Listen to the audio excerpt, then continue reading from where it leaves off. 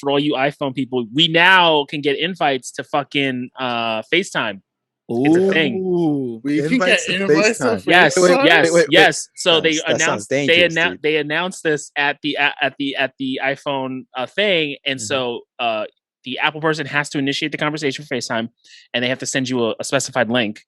But if you send it to an Android person, they can then jump into FaceTime. Welcome to the 21st century. No, fuck off. Fuck off. Y'all, listen. I understand that FaceTime is pretty dope because no one uses Google Duo, but we all have Facebook Messenger. So, right. I'm just saying, like, you know, we can just get in. We can just, you know, invade as just because we're green dots, because we're superior at the color of money. That's right. And the color of life. Let them know, Tom. Let them know. Green dots. Wow. If I die tomorrow, I hope you hear these words. I ain't here to flip no birds or sip no syrup. Hope the future generations can get this urge. Stay woke, youngin', and avenge these nerds.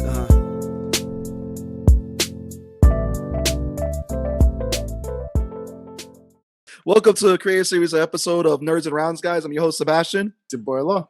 And your boy, Tone, from across the hall. And we rolled a D20 today, and we got a natural 20 because returning on the show is the one, the only George, the Dreamer Medina. George, what's up? What up, fellas? Welcome back to take 2 of this, sir. Yes, well, take 1 doesn't exist. We're trying this again. This is great. Nah, it's good. Good to be back. Good to be back for the second time, whatever. Oh, right, exactly. For the nth time, because you've been on the live show. Yes, this first recording. Man. This isn't you're in the comments. Like you're everywhere. We've had you on like the podcast panel, the multi-panel. Yes. That was wild. Let me ask you a question.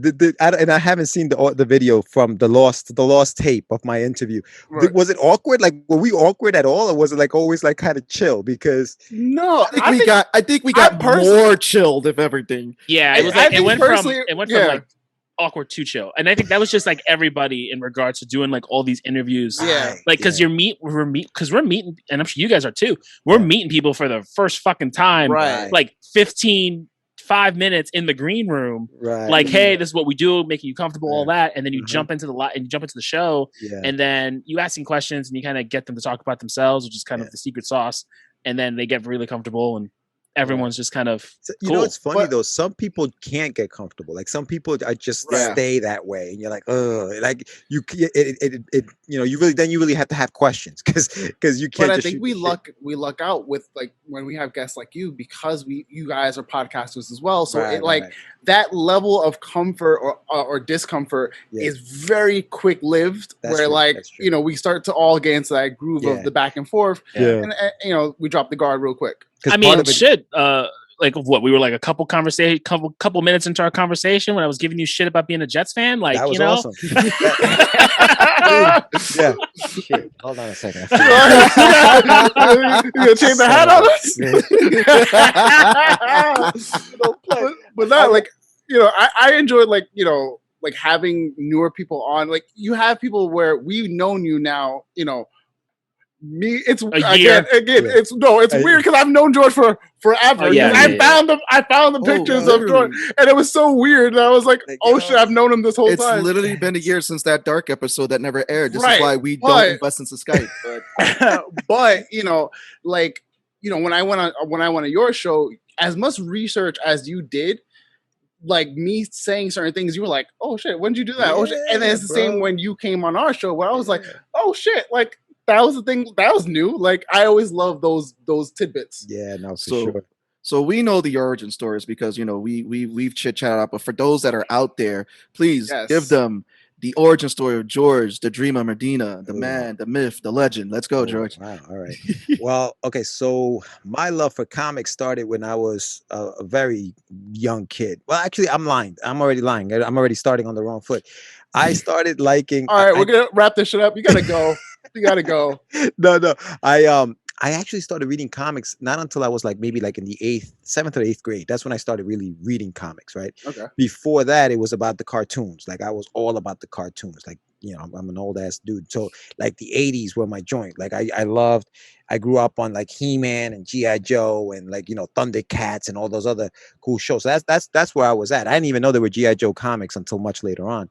Okay. But I was always into creating my own stuff. Like I never wanted to work for one of these guys. Like I never my aspirations weren't like, oh, yo, I'm gonna go work for Marvel or DC, or I'm going to, work for Disney or whatever. I wanted to create my own stuff, and I always wanted to just create my own stories and put those stories out. I want to have my own network as a little kid, like, you know what I mean? So, and so my love for comics started there, and then once I realized I couldn't really draw that well, and the guys always busted me like, "Yo, you're a good artist, dude." I'm like, dude, no. I dabble in drawing. I don't really draw like that. Like, you know what I mean? So I started really getting into comics and creating comics when I met Sam. I was doing the, you fold the paper in half and you draw on the page and that kind of shit. But I didn't really start using 11x17 sheets of paper and scanning stuff into which you don't even do anymore, scanning those pages into like the computer and doing stuff digitally until like I want to say 03 when I met Sam Vera, who's my co-host on Catch Da Craze. And yeah, it jumped from there. We went from there. So wait, how did that interact? Because I always love that story, but like, how did you guys meet? Like, what was that like? So Sam has a very over the top story. Of course he does. Of course it's Sam. Sam have an over the top story? What do you mean? Oh yeah. So no, we were. It was the summer of it was a summer class, and I took like an art class at SVA, School of Visual Arts in the city, and he was taking it too. And that's where we met. We met there, it was a live drawing class, and he'll always tell you the story about the naked dude that was up there and we had to draw him and blah, blah, blah, blah. Let him tell you that story. But so we met there, and during one of the classes, one of the things was, hey, if you guys have your own stories you want to tell, bring them in and we'll discuss them. So I brought in Russ 5377. At the time, he had a thing called Cosmic Wars. And so he was like, dude, I have a small publishing company called Crazy Comics. You want to get down? I was like, yo, yeah, all right, cool. And then I was like, I got a friend, his name is Jonathan Syfax, can he be down too? He's like, sure, bring him along. So boom, we all got together and we started this whole Crazy Comics thing. And for years, dude, we did that. We did Crazy Comics for a while. It was a long time. But what I was telling you guys before I came on, and we were talking about how the consistency of the shows today, which we'll get into, whatever. But back then, bro, and this is the worst thing about being young and stupid, is that you don't have that level of commitment that you have as time goes on, right? And as you get older, you're like, yo, I better do this shit because time is running out. When you're young, you're in your 20s, you're like, dude, I got all the time in the world, bro. I ain't going nowhere. George, we're still in our 20s, George. Stop it. Stop it. All right, please stop. Who are you talking to?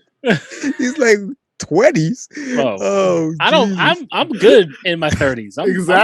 I'm good. No.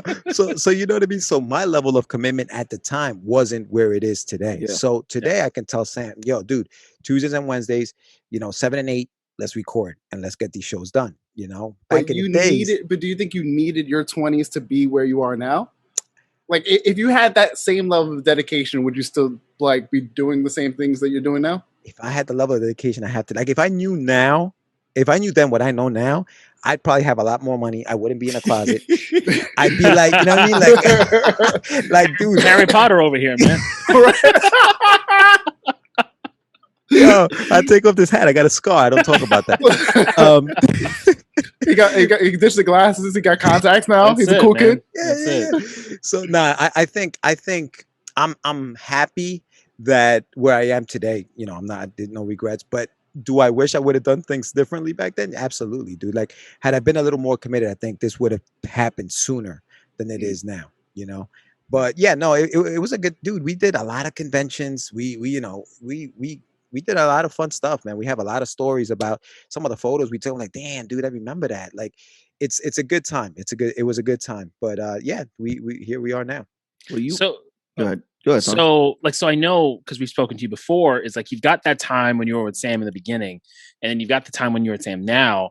What happened? Was there kind of just like a falling off? Did life kind of just take over and you were just like, we got to put this stuff on the side because shit's coming due, because real life comes a knock and is like, yo, homie, can't be playing these games no more. You gotta start taking care of business. Right.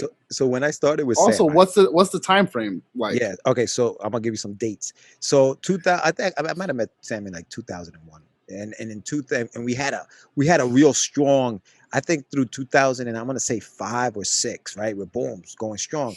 And at the time, and this is crazy, because at the time I was dating a young lady and we were serious, right? So I was a little more focused. I was like, boom, I'm gonna do this. Let's get this shit done. And then we broke up. And the moment we broke up, it was that, I'm single now. I'm single and ready to mingle. And I decided that I was this like bachelor and I'm just gonna live my life and fuck comics. I'm gonna get some girls. We're gonna chill and like a little bit of George for everybody, huh? Yeah, spreading the love. I was spreading the love.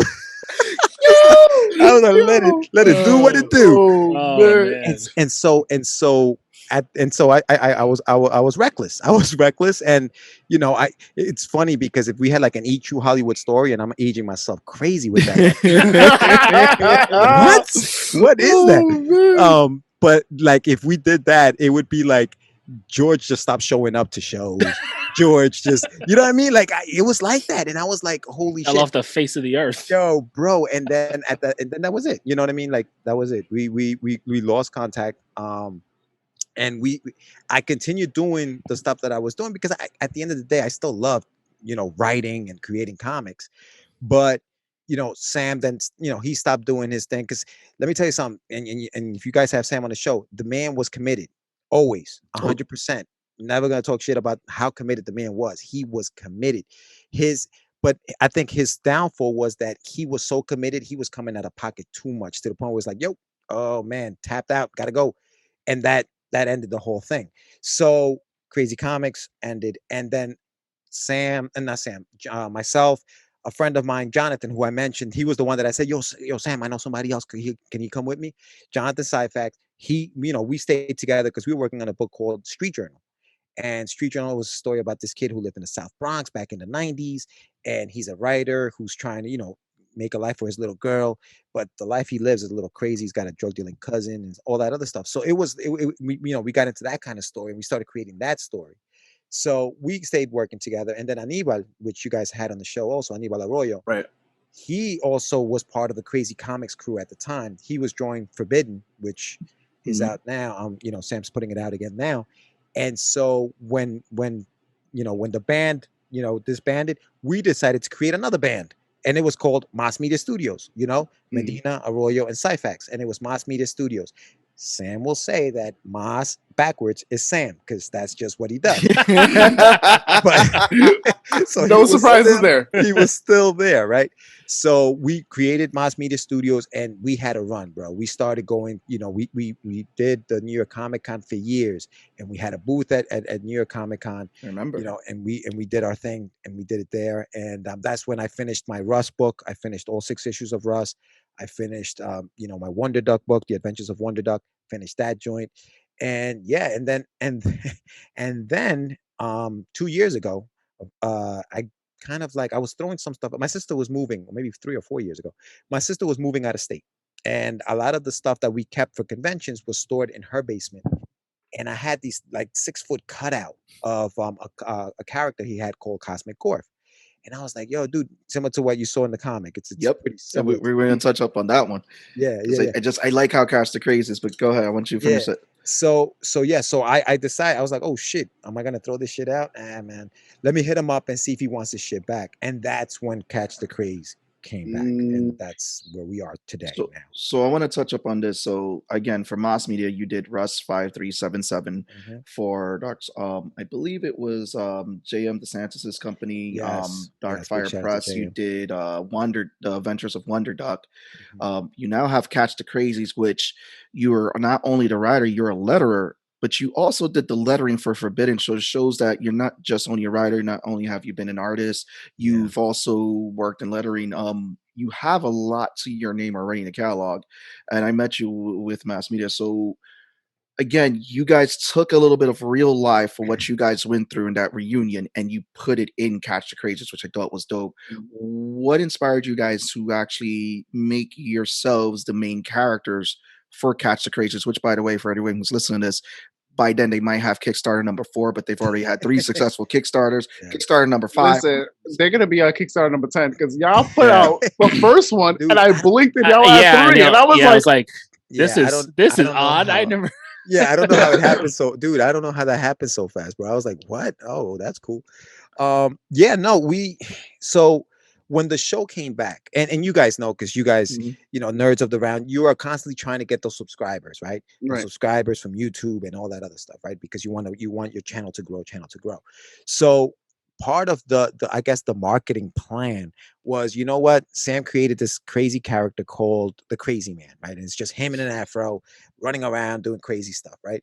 So he started doing quick little tidbits of that stuff, videos and stuff like that. And he's like, yo, all right, that's cool. And then we had our 200th episode. And during our 200th episode, Daphne Lage, who's a great artist. I don't know if you guys should probably have her on the show, dude. She does some amazing work.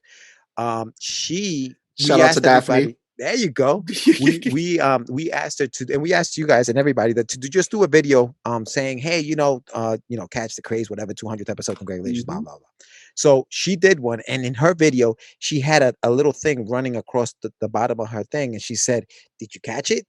And that was like, wait, that's kind of cool, like Crazies, like what if, and then Sam started, hit the bottle. He's like, you know what? How do I figure that out? Hit that Jameson hard, and it hit him so hard that he's gonna kill me. I don't care. He's added to the list of things. So what you're saying is that Sam and Dennis have to be guests on the same episode when we're doing it in person. That's what you said. No, it's Sam, Dennis, and Jameson. Like that's right. The trio. we just let them have a show and just put a camera on. Let it do what it do. Yeah.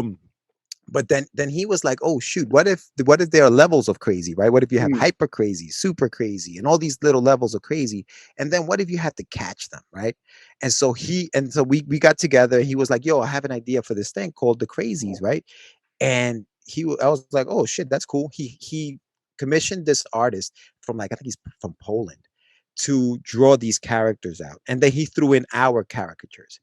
And it was like, oh shoot, what if we're in the story now? What if the story is not just about the Crazies, it's about us trying to catch those Crazies? What if it's just Catch Da Crazees, right?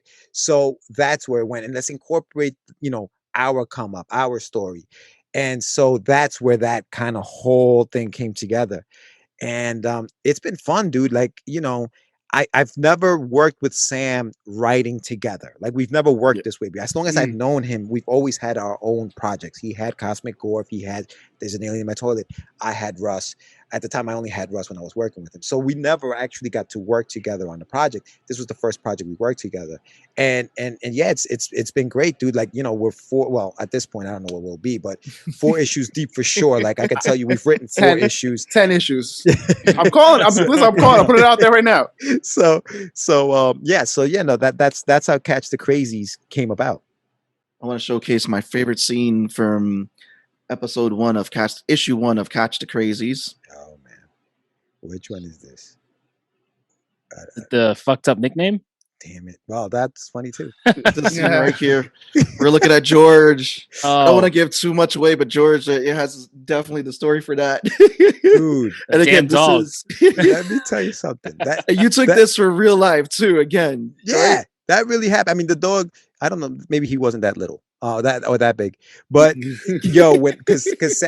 so going back to like that scene, Sam is a big advocate of saving, just dogs that are like either mistreated or they just have a rough life. So him and his wife are very good about saving these animals. So they have quite a few dogs and dogs and pets in the house, and some of them have been through some stuff, and so I was upstairs recording a show, and I was getting ready to go downstairs to leave, and one of the dogs decided, nah, bro, you ain't leaving.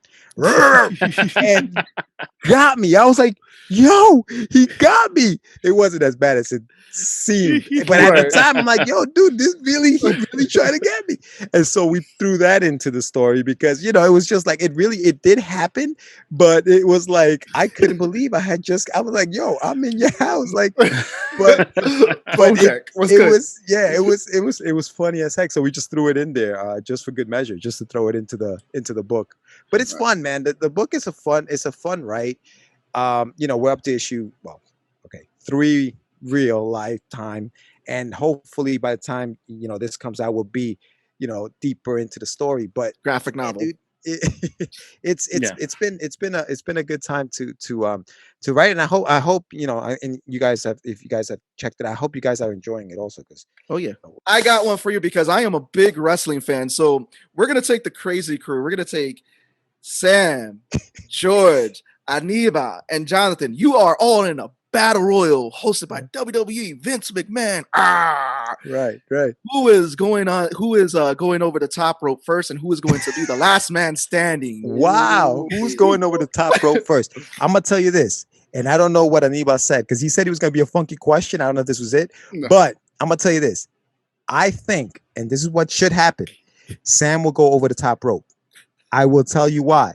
Because all three of us will need to get that man out of the ring first. It's all strategy. It's got nothing to do with brawn. It's got nothing to do with brawn. None of that bullshit. It's like, yo, this guy is the biggest guy. Let's get rid of the biggest guy. And exactly. And let's see where the chips fall after that, fellas. All right, let's see what happens. And at the end of the day, I gotta say, I will be the last man standing, just because I'm the one answering the question. But yes, the first man over the top rope will be Sam. And I love that the general consensus is get rid of Sam first. And we good. It gotta happen, dude. You can't let the biggest dude stay in the ring. Like, yo, nah, man. Yo, that's too bad. And so for you and Sam, what's the end game for you guys? So like, what's the grand vision that you guys eventually hope to working towards? Yeah. So